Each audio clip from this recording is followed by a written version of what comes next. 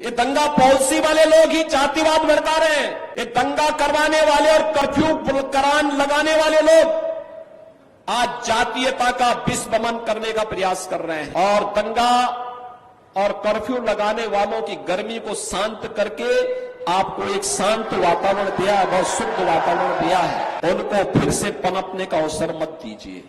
ये जातिवाद की राजनीति भाइयों बहनों, दंगा और कर्फ्यू को आमंत्रण करने की शुरुआत है। यहां की बेटी, यहां की माताएं, यहां की बहनें, यहां का व्यापारी, यहां का अन्नदाता किसान, यहां का नौजवान, उसके जीवन के साथ खिलवाड़ होता हो, उसको हम यहां फिर से पनपने नहीं देंगे, चाहे वह कोई भी हो। ये दंगा पॉलिसी वाले लोग ही जातिवाद भड़का रहे हैं। ये दंगा करवाने वाले और कर्फ्यू करान लगाने वाले लोग आज जातीयता का विस्मरण करने का प्रयास कर रहे हैं और दंगा और कर्फ्यू लगाने वालों की गर्मी को शांत करके आपको एक शांत वातावरण दिया है, बहुत शुद्ध वातावरण दिया है। उनको फिर से पनपने का अवसर मत दीजिए।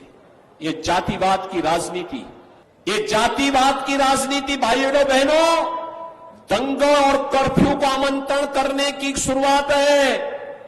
बेटी और व्यापारी की सुरक्षा के लिए खतरे की घंटी है, विकास का बैरियर है। यहां के विकास को बाधित करने की साजिश का हिस्सा है।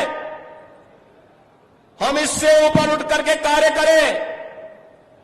हमें सहारनपुर के अंदर, गंगोह के अंदर, लखुड़ के अंदर किसी भी प्रकार के दंगाइयों को, किसी भी प्रकार के भ्रष्टाचारियों को, किसी भी प्रकार के उन अराजक तत्वों को जिनके कारण यहां की बेटी, यहां की माताएं, यहां की बहनें, यहां का व्यापारी, यहां का अन्नदाता किसान, यहां का नौजवान, उसके जीवन के साथ खिलवाड़ होता हो, उसको हम यहां फिर से पनपने नहीं देंगे, चाहे वह कोई भी हो।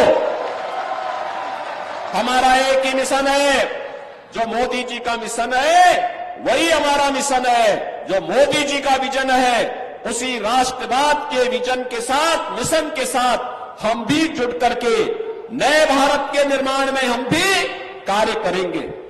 और बहनों और भाइयों, हमें इस बात को ध्यान में रखना होगा। महाराणा प्रताप ने यही कहा था, महाराणा प्रताप ने यही कहा था। उन्होंने कहा था, मैं किसी भी धर्मी के सामने, किसी विदेशी आक्रांता के सामने मैं सिर नहीं झुका सकता। देश का स्वाभिमान होता है। महाराणा प्रताप ने अपनी लड़ाई देश के स्वाभिमान के लिए लड़ी थी, राष्ट्रीय स्वाभिमान के लिए लड़ी थी। उन्होंने कहा था कि हम किसी भी विधर्मी के सामने सिर नहीं झुका सकते। वह लड़ाई सत्ता की नहीं थी, राष्ट्रीय सम्मान की थी, राष्ट्रीय स्वाभिमान की थी। और आज की लड़ाई भी राष्ट्रीय सम्मान और राष्ट्रीय स्वाभिमान की लड़ाई है।